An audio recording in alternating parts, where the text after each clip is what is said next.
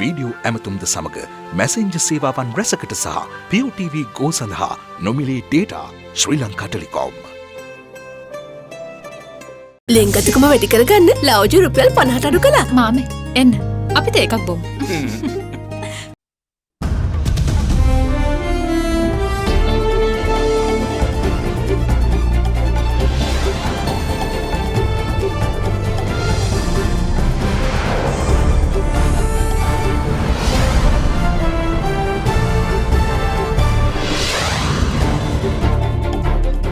Headlines tonight.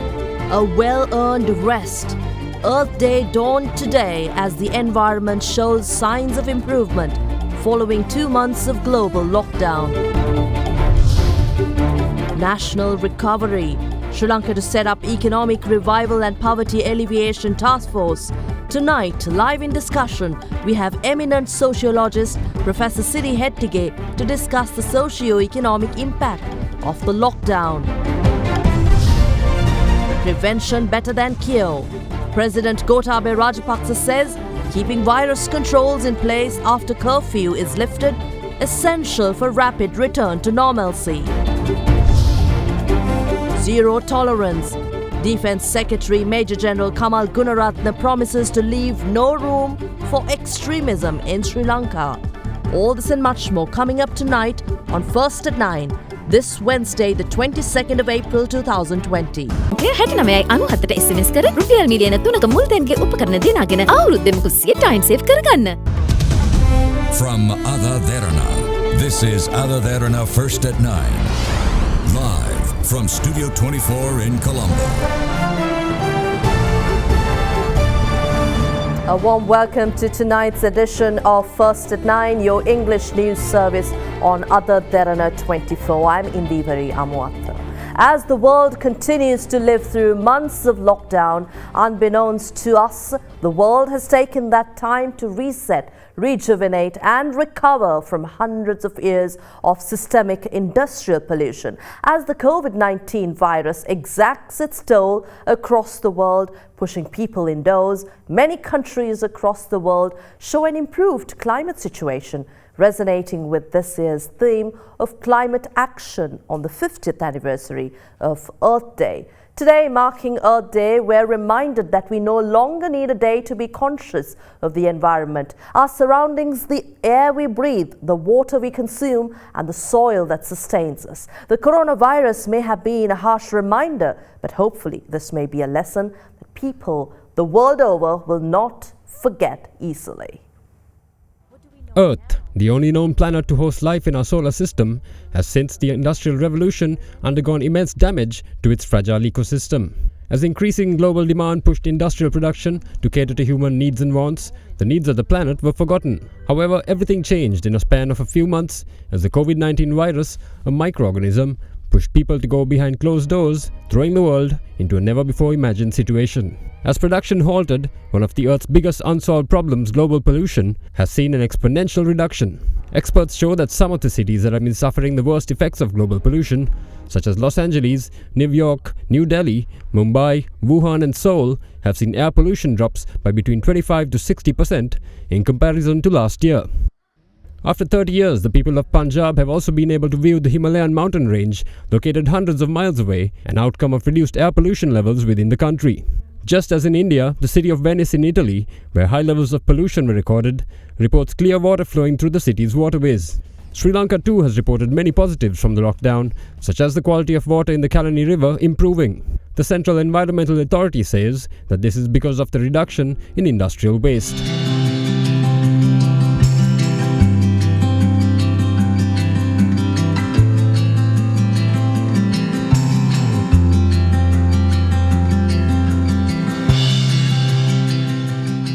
As the country continues to remain under curfew, the country's vehicle emissions have seen a drop as air pollution levels have decreased. Therefore, the biggest question remains, will we take advantage of the second chance or continue to take our environment for granted when the lockdown ends, or look to enhance and protect the blessing in disguise we have received?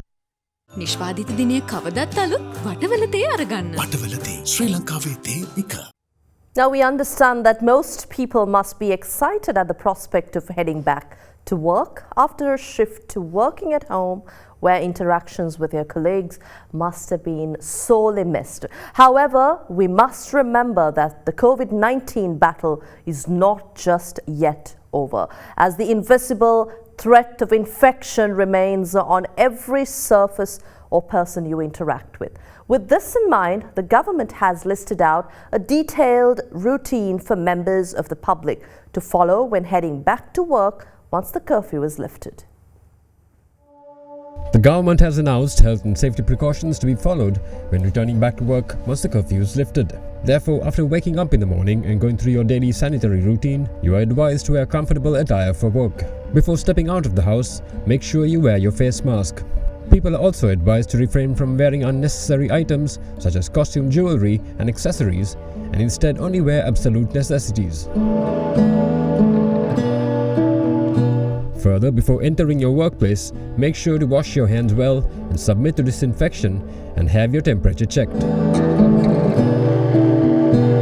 Further, when using the elevator, it is very important to follow proper procedures and limit physical interaction with surfaces while maintaining social distancing. Upon entering your office space, remember to sanitize your hands once again. When opening doors, avoid your hands and instead push open the door with your elbow. Before commencing work at your workstation, clean all surfaces and items you interact with thoroughly with an alcohol-based sanitizer.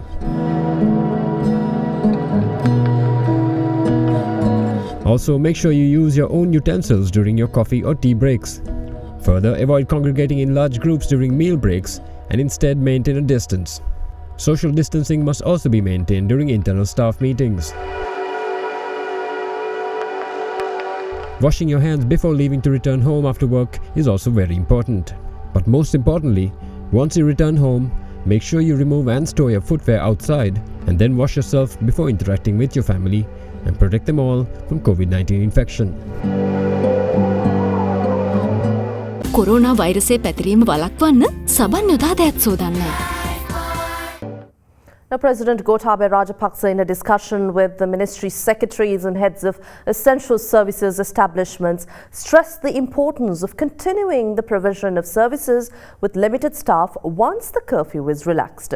Further, the importance of the public's continued adherence to the government health and safety guidelines was discussed at the meeting, where the President labelled it a major obstacle to defeating the spread of the virus in the country.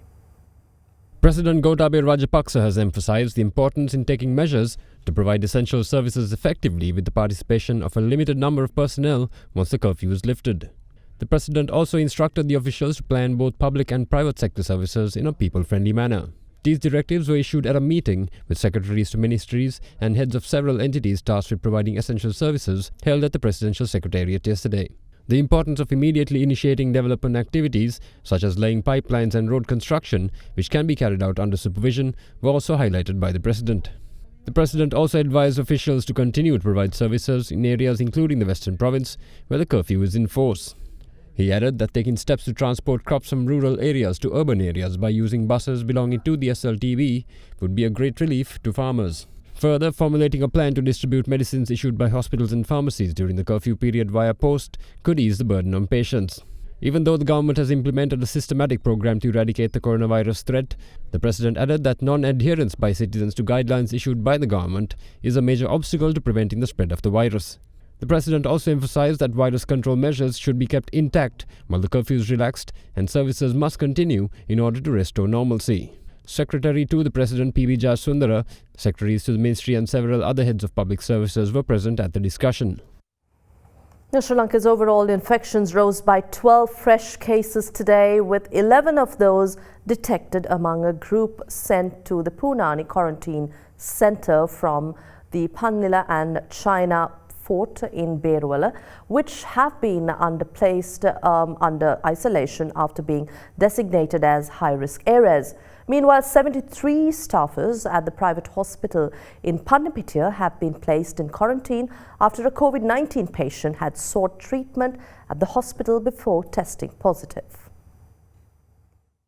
As it stands, 13 new cases were added to the country's overall infections today, which raised the total figures to 323, while recoveries rose by 3, taking the recovery percentage to 32%. With 11 patients discovered from Kalutara, the district currently records the second highest figures among the designated high-risk zones, while the Colombo district has the highest number of cases with 115 reported infections. From among the country's overall COVID-19 figure of 323, the high-risk zones have contributed to 255 cases alone.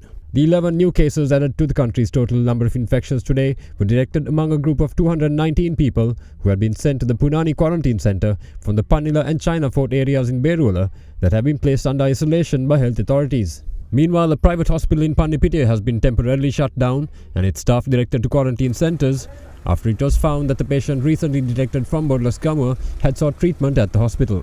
Accordingly, 73 of the hospital staff have been subjected to PCR testing and another 7 have been directed to self-quarantine. Meanwhile, Army Commander Lieutenant General Shavindra Silva says that the government now has the ability to repatriate Sri Lankans residing within SAARC countries. මේ දිනවල තිබෙන තත්ත්වය අනුව සහ ගුවන් යානා සකස් කරන ආකාරයට අනුව ඉදිරි දින කිහිපයේදී විශේෂයෙන්ම ප්‍රථමයෙන් SAARC කලාපයට අයත් රටවල් වලින් බොහෝ දුරට රැගෙනීමට හැකියාවක් තිබෙන්නේ. With around 52 patients being discovered from Bandaranaike Mawatha in Colombo 12 alone, health officials sought to conduct PCR testing on the residents in the area today. ලැබෙන බහුතරය ඒසිම්ප්ටොමැටික් එහෙම නැත්නම් රෝග ලක්ෂණ පෙන්වුම් නොකරන අය. මේ අය අත් වශයෙන් මේ බණ්ඩාරනායකපුර පර්චේස් 15ක් තුල 200 ගණන් ජීවත් වෙලා තියෙනවා. ඒක තුල බාබර් සැලූන් එකක් තිබිලා තියෙනවා. එතකොට මේ බාබර් විසින් ඔය අවට මේ වතුවල කොණ්ඩේ කැපීම සිද්ධ කරලා තියෙනවා. ඒ බාබර් COVID-19 රෝගියෙක් වශයෙන් හඳුනාගෙන තියෙනවා. ඒ නිසා මේ මගින් ගියා වෙන්න පුළුවන්. අපි අර කොච්චර ලොක්ඩවුන් කරත් මං හිතන්නේ ළඟ තියෙන වතුවල යම්කි සංචරණයක් ගමන් කිරීමක් සිදු වෙලා ඇති බව මේ අනුව පැහැදිලි වෙනවා. In the meantime, 58 residents from 25 homes at Gramodaya Mawatha in Piliyandala were instructed to undergo self-quarantine today after coming into contact with the fish trader who recently tested positive. Public health inspectors took measures to send 23 people who had come into close contact with the patient. Meanwhile, 12 other people who purchased fish from the merchant on the 18th of April from Vaitara Sovita have also been instructed to undergo self-quarantine.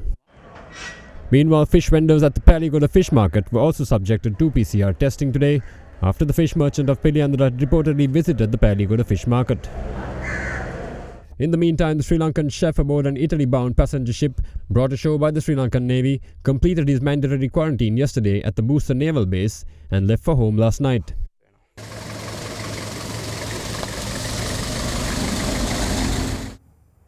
Now, with the United States COVID-19 cases currently accounting for a third of global cases, the country's government has issued a suspension to its green card system for the next 60 days. In addition, a lawsuit has been filed against the Chinese government by the Attorney General of the state of Missouri seeking damages for allegedly not taking sufficient action to halt the spread of the virus, silencing virus whistleblowers and not revealing to the world the nature of the spread of the virus. In response, the Chinese Foreign Ministry has labelled the lawsuit nothing short of an absurdity. Worldwide, the number of COVID-19 cases has exceeded 2.5 million, of which nearly one-third have been reported in the United States. Meanwhile, the number of cases reported in Turkey has jumped ahead of Iran and China with a total of 95,591. The total number of deaths from the virus has exceeded 180,000 worldwide, of which 45,343 have been in the United States alone. 2,804 deaths reported from the US in the past 24 hours. In this backdrop, President Donald Trump says green card applications for foreigners seeking permanent residency in the United States will be suspended for 60 days. Meanwhile, the Attorney General of the US state of Missouri has commenced a lawsuit against the Chinese government for not taking sufficient action to halt the spread of the virus, for allegedly silencing virus whistleblowers, and not revealing to the world the nature of the virus's spread. In response, the Chinese Foreign Ministry dismissed the accusation yesterday as nothing short of an absurdity and lacking any factual or legal basis. Meanwhile, in Italy, 534 new deaths were reported yesterday, bringing the country's death toll so far to 24,648. The death toll in Spain has increased to 21,282, with 430 deaths reported in the past 24 hours. France recorded 531 deaths in the past 24 hours, bringing the total death toll to 20,796. The total number of deaths in the UK has soared to 17,337, with 828 new deaths reported in the last 24 hours. India, meanwhile, recorded 53 new deaths in the last 24 hours, bringing its death toll to 645. Singapore, one of the most affected countries in Southeast Asia, yesterday identified 1,016 new infections, increasing its total number of infected to 10,141. However, there were no deaths reported yesterday. In China, only 30 new cases were reported in the past 24 hours, with no deaths. And what has Fitch Ratings got to say? We'll find out once we return after this short break.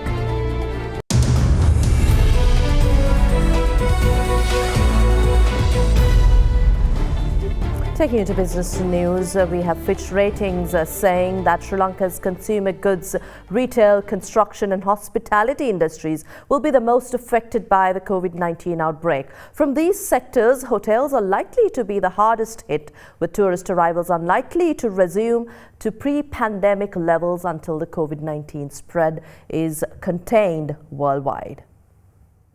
Sri Lankan corporates in consumer goods, retail, construction and hotels will be among the most affected by the coronavirus pandemic in Sri Lanka, Fitch Ratings says in a new report. The ratings agency's current base case is that demand for non-essential goods and services will be severely hit in the second quarter of this year, given the economic impact of strict social distancing requirements. Even sales of essential items may suffer from supply chain disruptions, at least in the near term, the report says. Fitch expects a gradual moderation of the impact in the third and fourth quarters, provided that the pandemic is brought under control, with a full recovery in operating cash flow at least 12 to 18 months away. Almost 50% of Fitch-rated Sri Lankan corporates operate in sectors that have moderate to high levels of exposure to the effects of the coronavirus outbreak and low or only moderate rating headroom to weather a prolonged downturn. In addition, around 60% of companies have moderate to high exposure to a prolonged weakening of the local exchange rate because a significant portion of inputs are imported and sold domestically. The agency believes that the government's debt to GDP levels, which are already high, and lower revenue stemming from slower economic activity could leave little fiscal room for infrastructure development in the next 2 years. Meanwhile, hotels will be one of the hardest hit sectors, with tourist arrivals unlikely to resume to pre-pandemic levels until the COVID-19 spread is contained worldwide. Well, President Gotabaya Rajapaksa today announced the formation of a task force to deal with the country's economic revival and poverty alleviation. As countries across the world face one of the most severe economic downturns in recent history brought on by the pandemic, one of the country's biggest challenges remains how to protect its most vulnerable citizens from its effects. To talk about this, we've invited to join us via video conferencing eminent sociologist Professor Siri Hettige, who's joining us now. Professor Siri, thank you very much for joining us. With the task force announced today, what are the specific areas you think should be focused on in building up a contingency plan, especially as we evaluate the socio-economic impact of this lockdown on our society and the economy?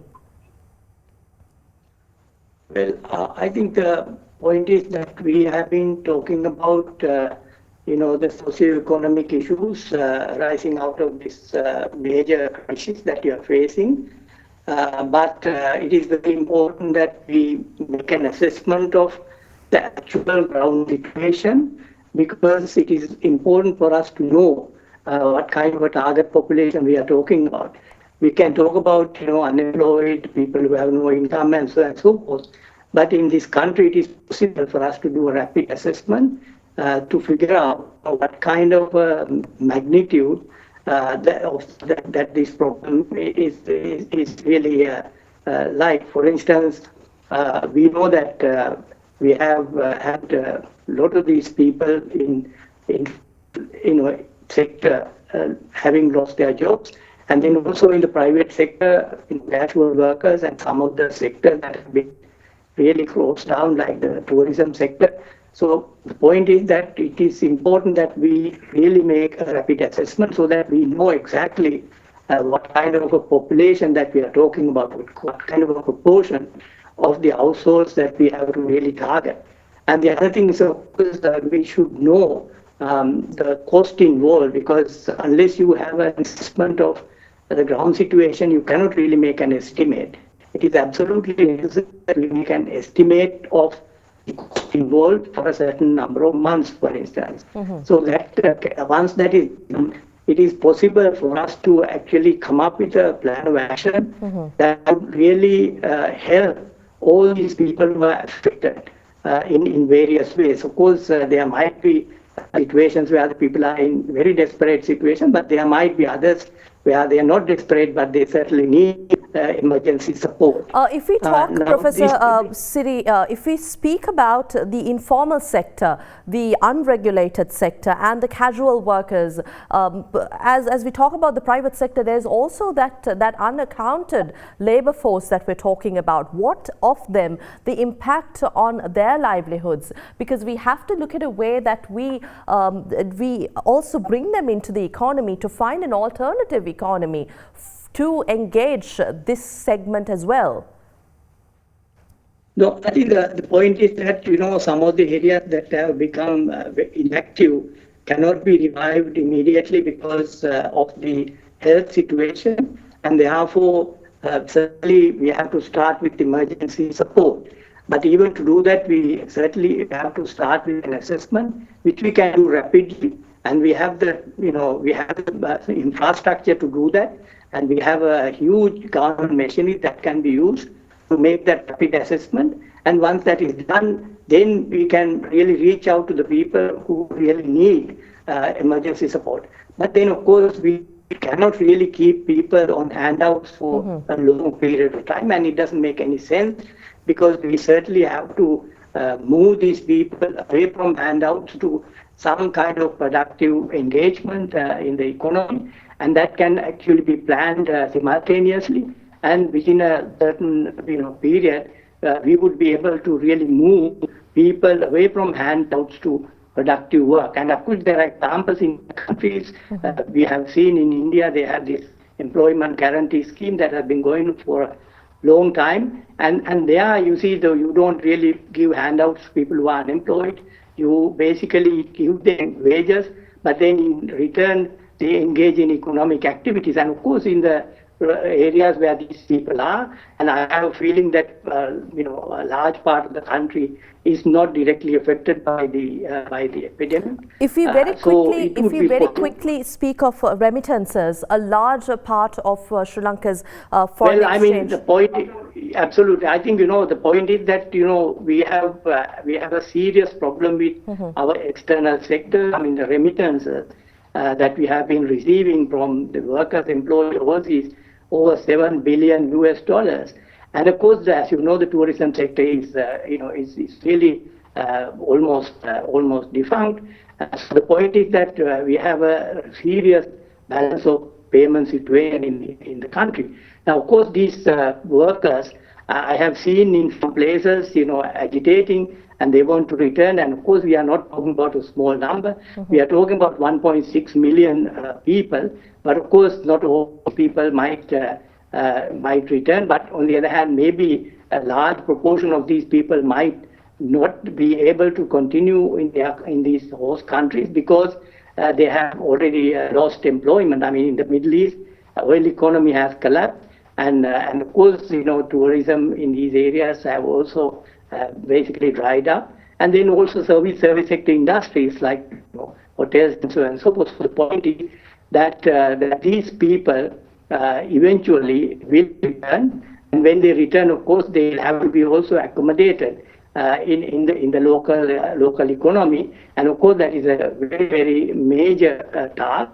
Of course, we should really bear in mind that there are these challenges ahead of us, and at least we should now start immediately to accommodate people who have been displaced by this pandemic from their employment in urban areas and so on and so forth, and these people have to be really taken care of because they are the people who have basically supported a lot of the economic activities in all parts of the country. So I think it is absolutely necessary that we do this in a very systematic way. Very quickly, we have about a minute, Professor Siri. Now, we speak about foreign remittances of $7.5 billion US, about 70% of the trade gap, and our tourism industry, $3.5 billion US again, are massive earners of foreign exchange. What is the way out? What is our new economy? What do you propose finally? Well, actually, many people don't think that we could, restore the pre-pandemic economy within a very short period of time.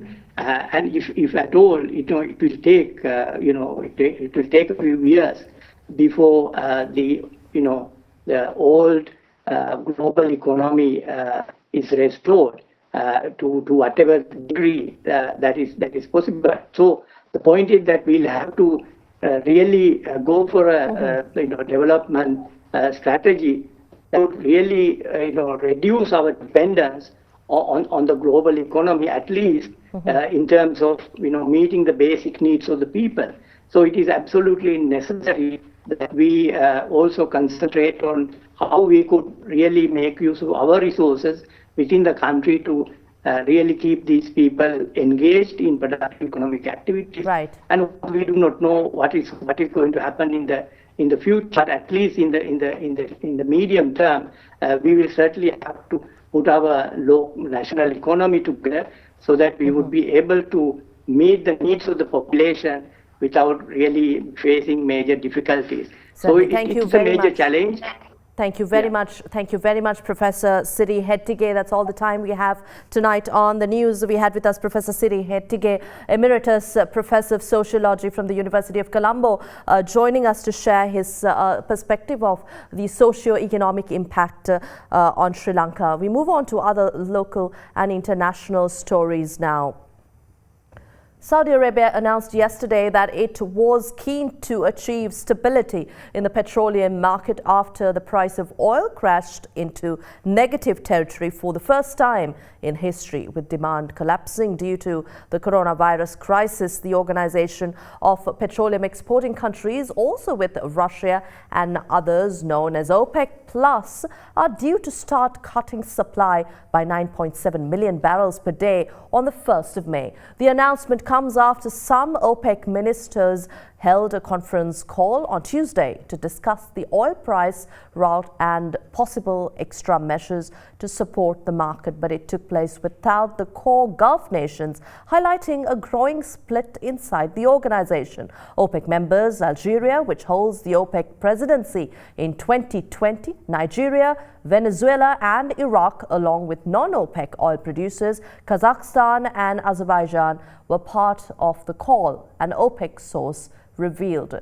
Two other OPEC sources had said that OPEC's powerful Gulf oil producers, Saudi Arabia, Kuwait and the United Arab Emirates, as well as Russia, the countries doing the bulk of the production cuts, did not take part. The next full meeting of OPEC Plus is in June. An Asian share market slipped to 2 weeks low at yesterday's close as the flow fell out from under crude prices, exposing the deep economic damage wrought by the global coronavirus health crisis. Japan's benchmark Nikkei 225 opened down 0.89%, while in South Korea, the Korea Composite Stock Price Index opened down 1.54%. Hong Kong's benchmark Hang Seng Index dropped down 157.62 points or 0.66%, and the Shanghai Composite Index also started down, dropping 12.94 points or 0.4%. And we move into a short commercial break.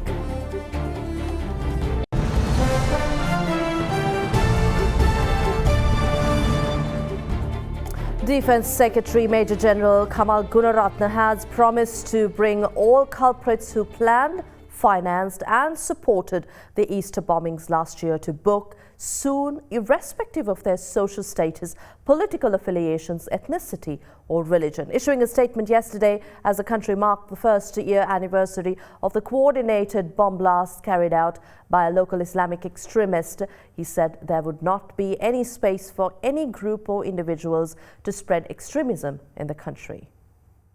පසුගිය වසරේ අප්‍රේල් මාසයේ 21 වන පාස්කු ඉරිදා ඉතාමත්ම ම්ලේච්ඡ ඒ වගේම කුරිරු ත්‍රස්තවාදී ප්‍රහාරයක් අපේ රටේ ස්ථාන කිහිපයකට එල්ල වුණා. පසුගිය වසරේ ජනාධිපතිවරණයෙන් පසු නව රජය පත්වීමෙන් පසුව අපේ රටේ ජාතික ආරක්ෂාව ගැන ආරක්ෂක අමාත්‍යාංශයත් ඒ වගේම ජනාධිපති කාර්යාලයත් සෑහෙන අධ්‍යයනයක් කළා. සෑහෙන වෙනස්කම් රාශියක් කළා තියෙනවා. පාස්කු ඉරිදා ප්‍රහාරය ඇති වුණේ මොකද කියලා හොයලා බැලුවාම අපිට තේරෙන දේ තමයි ආරක්ෂක විශේෂඥයින් විදියට නොසැලකිලිමත්කම සහ නොදැනුවත්කම නිසා කරගත්ත දෙයක් කියලා. ඉතින් මේකට වගකිව යුත්තන් කවුද කියන එක හොයාගන්න පරීක්ෂණ පැවැත්වෙනවා. ඒ වගේම අපි මේ රටේ ජනතාවට පොරොන්දුවක් දීලා තියෙනවා.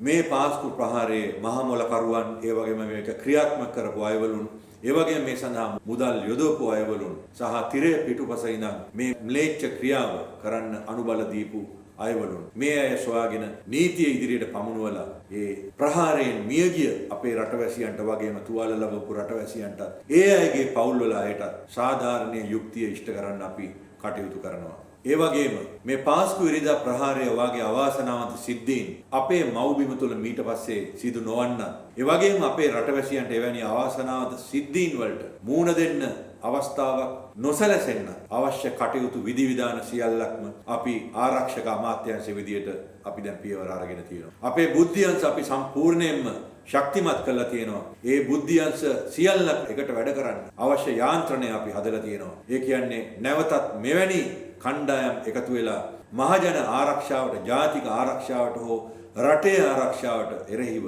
යම් කිසි දෙයක් කරනවා නම් ඒකට විරුද්ධව කටයුතු කරන්න, එවැනි දේවල් සැලසුම් කරන අවස්ථාවේදීම නැති කරන්න අවශ්‍ය පියවරවල් අපේ බුද්ධියංශ, හමුදාංශ සහ පොලිසිය මගින් අපි සිදු කරනවා.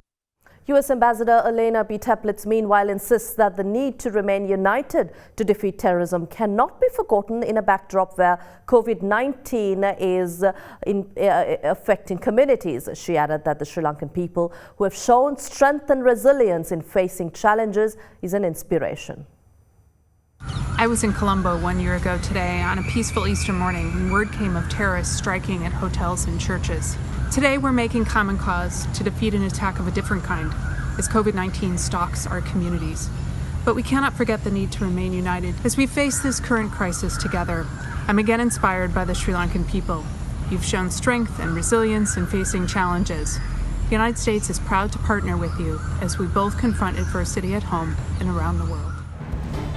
And that's all from us. Good night.